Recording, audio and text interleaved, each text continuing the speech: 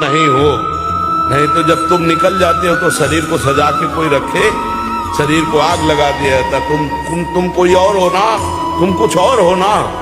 तो तुमने जाना तुम क्या हो, तुमने देखा अपने को, ढांचे को तुम मान रहे हो। फोटो या शीशा में देखा तो ढांचा देखा जो पंचभूतों से बना हुआ तुम्हारी वर्दी है, पोशाक है, तुम नहीं हो।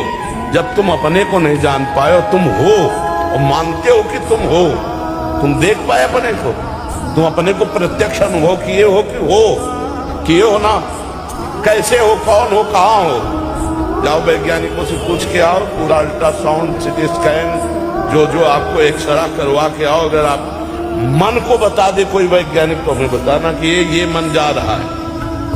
केवल 5 भौतिक ढांचे का एक्सरा, सिटी स्कैन, अल्ट्रासाउंड। अब सूक्ष्म शरीर और कारण शरीर और उसका प्रकाशक जो वो तू है, जो तू है, तू अपने को मानता है लेकिन जानता नहीं, फिर भी मानता है। दिखाई नहीं देता फिर भी मानता है। ऐसे परमात्मा है जो तेरा अंशी है, तेरा सर्वस्व है, केवल तू समझ नहीं पा रहा। अब उसी समझ के लिए जैसे माँ के वचन माने जाते हैं, ऐसे गुरु के वचन माने जाते हैं। मंत्र मूलम गुरु वाक्यम, मोक्ष मूलम गुरु कृपा, इन सब में भगवान है। कोई कण ऐसा नहीं जहाँ भगवान है। अब हमारा आखिरी समय है क्योंकि किडनी फेल है। कभी भी ठाकुर जी ट्रांसफर कर सकते हैं। अब जो कुछ गुरु से मिला है और जो कुछ जिंदगी में अनुभव हुआ है, तो हमने समाज का अन्न खाया है, समाज का वस्त्र पहना है। अब जो पकड़ पाओ न पकड़ पाओ न। कौन है?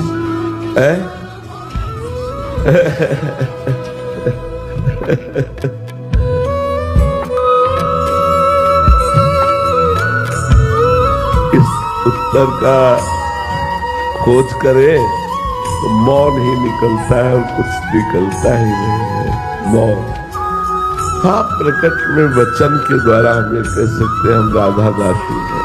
इस 5 भौतिक प्राकृतिक वाणी की सामर्थ्य नहीं तो हमारे स्वरूप का वर्णन कर सकते। तो माया का पर्दा लगा हुआ है हमारे आसपास। आपको एक पुरुष दिखाई देगा, आपको एक संत दिखाई देगा, लेकिन हम जो है वो नहीं देख पाओगे। पर्दा लगा त्रिगुणात्मिका माया का, और वो पर्दा जो हटेगा तो उसी के सामने हटेगा जो उतनी योग्यता भजन के द्वारा प्राप्त की है, और वो हटाना चाहे पर वो बेपरद आना चाहे, तब वो दर्शन हो जाते हैं कि हमारे गुरुदेव के से चलोगे तो आपको विरोध करने वाले मिलेंगे, शाबाश कहने वाले नहीं मिलेंगे। आपको नीचे गिराने वाले मिलेंगे, लेकिन आपको ये नहीं कहेंगे वाह धन्य है यार, तुम हमारे कुल में पैदा हुए, तुम हमारे मित्र हो, सत्य पर चल रहे हो, तुम्हारे गांव के हो, सत्य पर चल रहे हो, बहुत सुंदर। अगर तुम किसी की जरूरत पर 500 रुपया दे दोगे तो तुम्हें बेवकूफ समझेगा, भोला।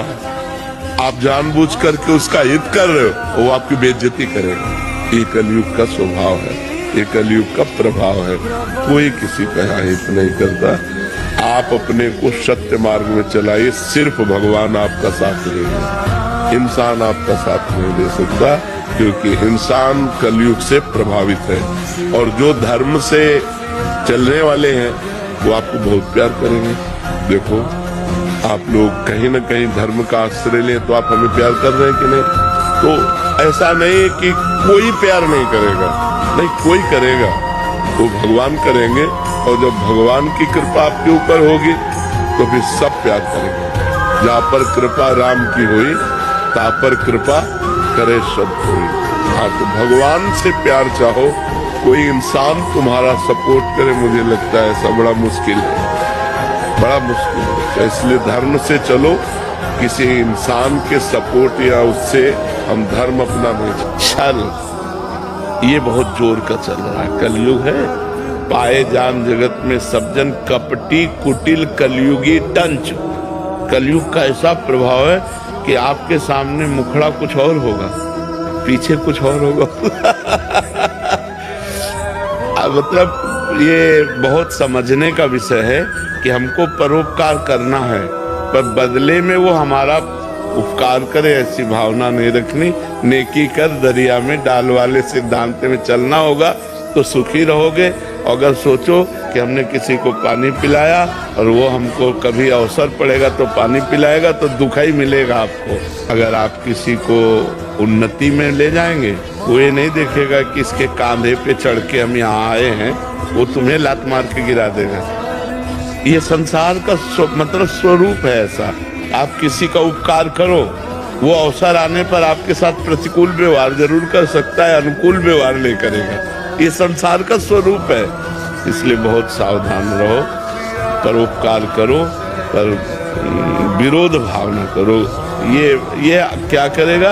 अपने को परेशान कर देगा, अपने यहाँ चिंतन खराब होगा। अच्छा, मान लो आप मारपीट की कानूनी कार्रवाई हुई, आप जेल गए, फायदा क्या हुआ? फायदा हुआ क्षमा करो। तुमने जो अच्छा किया वो बुरा कर रहा, मालिक देखेगा।